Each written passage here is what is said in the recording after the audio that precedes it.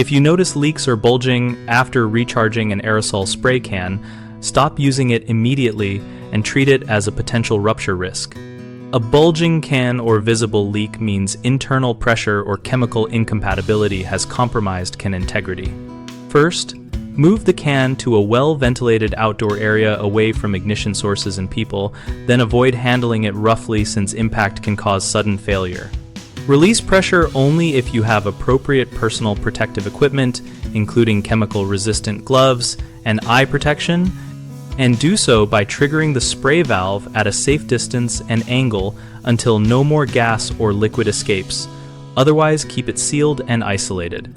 Never attempt to puncture, burn, or crush the can because that can cause an explosion or release toxic propellants and propellant breakdown products.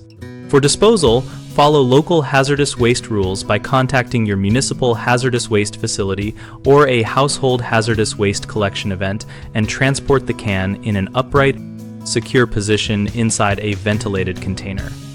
If the leak includes flammable odor or vapor and you suspect immediate danger, evacuate the area and call emergency services rather than trying to manage it yourself.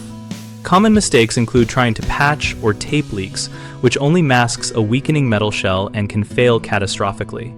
The correct action is to stop, use, and follow hazardous disposal paths.